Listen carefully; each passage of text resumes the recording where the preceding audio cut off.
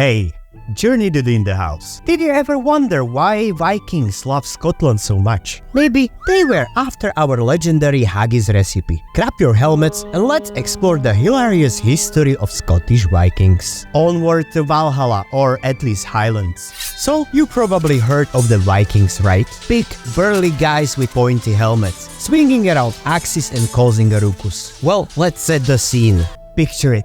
Scotland, late 8th century. In the land of misty mornings and tranquil valleys, where monks hummed their tunes and everything seemed just, well, predictable, a new dawn was about to break. The air was still, too still. Then, out of the blue, or rather the vast untamed sea, came the mighty shadows of Viking longships. But these Norse guys didn't just roll out of their fur blanket thinking, "Hey, let's sail to Scotland for a fun."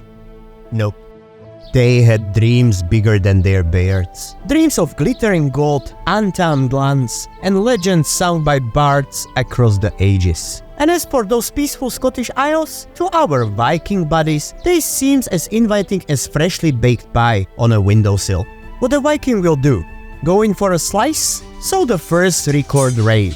It was on the wee island of Iona in 793 AD, famous for its monastery. The island was like a candy shop for the Vikings, full of treasures and unfortunately for the monks, lacking in proper defenses. In the words of the Viking, well, if he were a modern dude, these raids weren't a one-time summer vacation deal.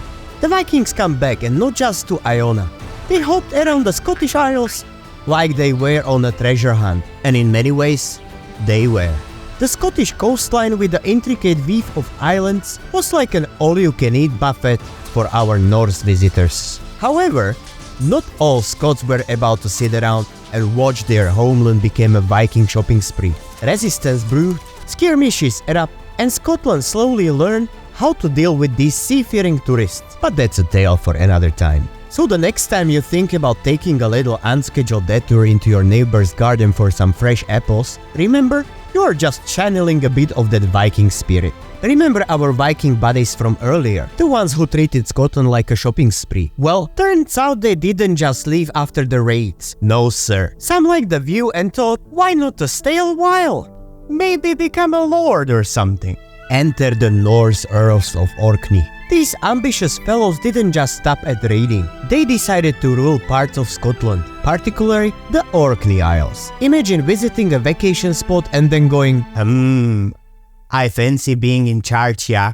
Classic Viking move. So they set up a wee dynasty, and oh boy, the drama. Think of it, a medieval soap opera with more axes and longbows. There were power struggles, family feuds, and maybe a dragon. Okay, maybe no dragons, but you get the picture. The Norse didn't just raid Scotland. They stuck around, wore the crown, and added a spicy chapter to Scottish rich tapestry of history. Stay tuned, and we'll dig deeper into some Norse tales that make even the juiciest modern-day drama look blunt. Picture this.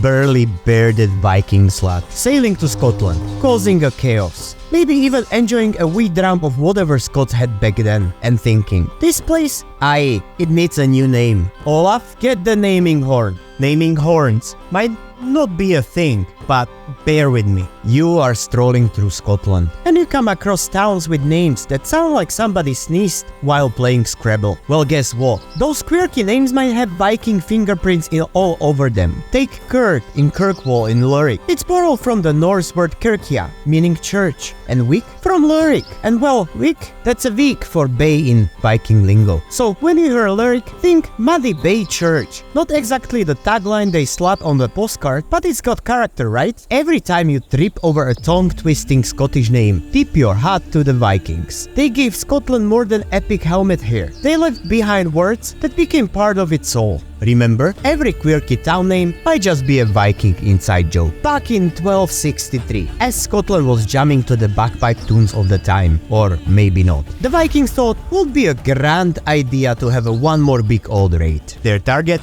Scotland West Coast. Leading the Norse charge was the ambitious King Haakon IV of Norway. But Scotland, being the stubborn lass she is, wasn't having any of it, and thus we arrived to the Battle of Lars. A pivotal clash that wasn't quite the epic, grand-scale war you imagine. Rather, it was a series of skirmishes over several days, mostly caused by the inclement Scottish weather, forcing the Vikings fleet ashore. Talk about nature siding with the Scots.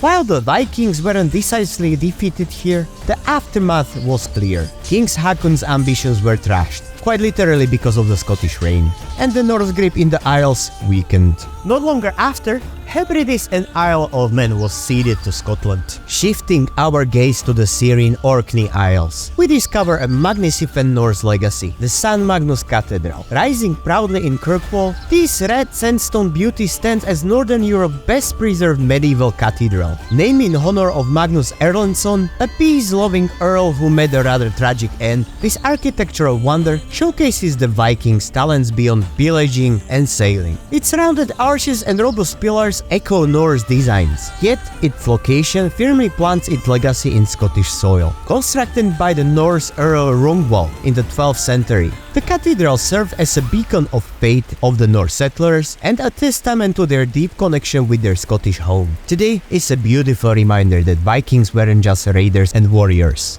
They were builders, believers, an integral part of Scottish intricate history. When we think of Vikings, we often picture those hornet helmets dudes arriving in the big boats, swinging axes and all that jazz. And the Gauls, well, they're seen as a passionate folks with undying love to their green isles, stories and harp tunes. But what happened when those two worlds collide? You get the Gauls Giles. No, that's not a new type of seagull.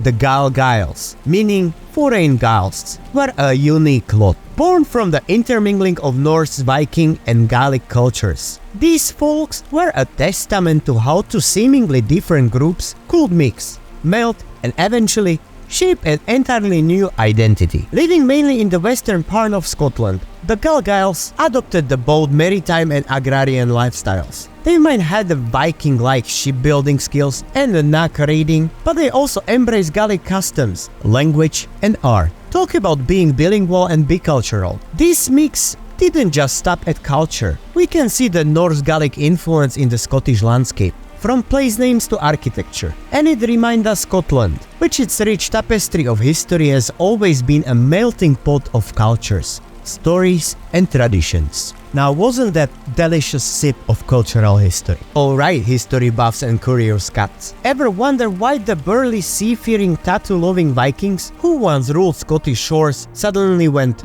let's set sail on this mystery trip?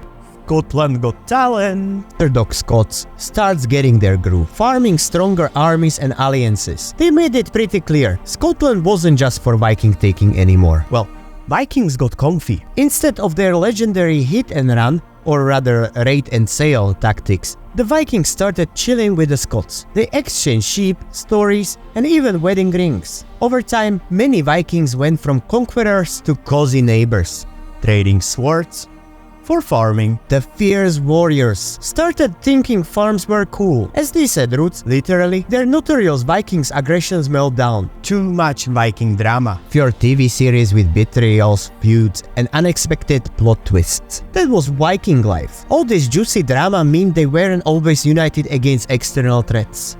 Evolution? With changing global scenarios, central kingdoms, and the spread of new beliefs, the old-school Viking way started feeling that outdated. The Viking footprint in Scotland might have faded, but it never truly disappeared. From puzzling place names to a mysterious relic, their memories linger on. So if you haven't tried pronouncing a Scottish name and get tongue-tied like me, maybe, just maybe, there is a Viking ghost giggling at you.